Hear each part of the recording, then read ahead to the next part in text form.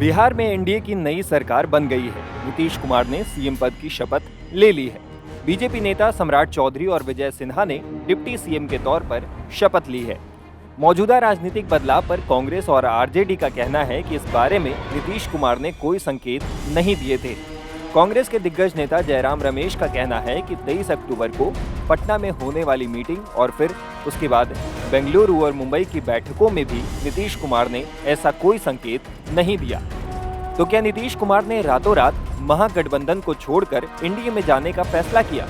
भले राजद और कांग्रेस इस तरह के दावे कर रही हैं, लेकिन ऐसा लगता नहीं है, क्योंकि पिछले कई महीनों से बिहार में राजनीतिक बदलाव की चर्चा तेज हो चली थी।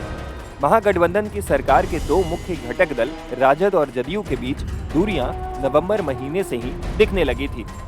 सबसे पहले बात 2 नवंबर की घटना की करते हैं। इस दिन पटना के गांधी मैदान में एक बड़ा आयोजन हुआ था। इसमें बीपीएससी की भर्ती में चुने गए 1,20,000 अध्यापकों को नौकरी का लेटर जारी किया जाना था। ये बड़ी भर्ती थी और गठबंधन के दोनों बड़े दलों आरजेडी और जदयू में क्रेडिट लेने की होड़ थी। इस आयोजन में बड़े बड़े बैनर लगे थे, लेकिन अकेले नीतीश कुमार की ही तस्वीरें इनमें थी। तेजस्वी यादव की फोटो कहीं नहीं दिख रही थी। इसके बाद 21 नवंबर को नीतीश सरकार ने अचानक ही ऐलान कर दिया कि अब जातिगत आरक्षण की लिमिट 65% होगी और ईडब्ल्यूएस समेत कुल कोटा 75% होगा। ये बड़ा फैसला था जिसने पूरे देश में एक नया संदेश दिया। हालांकि इस फैसले में भी तेजस्वी यादव की राय नहीं ली गई थी। मीडिया रिपोर्ट्स में दावा किया जा रहा है कि आरजेडी खेमे में नीतीश के इस फैसले की किसी को खबर तक नहीं थी और अचानक इतना बड़ा ऐलान कर दिया गया। फिर इसका सारा क्रेडिट भी नीतीश कुमार खुद ही लेने में जुट गए। बाद में 13 और 14 दिसंबर को पटना में बिहार इन्वेस्टर्स समिट का आयोजन हुआ।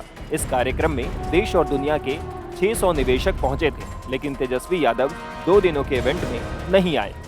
फिर सीतामढ़ी में पुरौना धाम के कार्यक्रम में भी नीतीश कुमार तो गए, लेकिन तेजस्वी यादव नहीं पहुंचे। शिवहर में भी वो नहीं गए, जबकि तेजस्वी यादव खुद पर्यटन मंत्री थे। दिसंबर में नीतीश कुमार ने लल्लन सिंह को भी जदयू के अध्यक्ष पद से हटा दिया। बताया जा रहा है कि उन पर भी नीतीश कुमार ने आरजेडी से करीबी के चलते एक्शन लिया था। इस तरह नीतीश कुमार लगातार हिंट दे रहे थे कि आरजेडी से उनकी अनबन है और वो नाखुश हैं। फिर भी तेजस्वी यादव और लालू प्रसाद यादव यदि नीतीश कुमार के फैसले को अचानक लिया फैसला बता रहे हैं, तो ये बात गले से नहीं उतरती है। इसके अलावा पाला बदलने से करीब 10 दिन पहले भी मकर संक्रांति को नीतीश कुमार ने ये संकेत नहीं दिया था कि उनकी राह कुछ भी हो सकती है। वो राबड़ी देवी के आवास पर गए, लेकिन 15 मिनट ही रुके। इसके अलावा वो गर्मजोशी भी नहीं दिखी थी। इस तरह नीतीश कुमार ने कई संकेत दिए कि अब बात आगे बढ़ चुकी है और आखिर में राहुल गांधी की न्याय यात्रा के बिहार पहुंचने से ठीक पहले ही उन्होंने पाला बदल कर लिया। टाइम्स नाउ भारत डिजिटल की रिपोर्ट।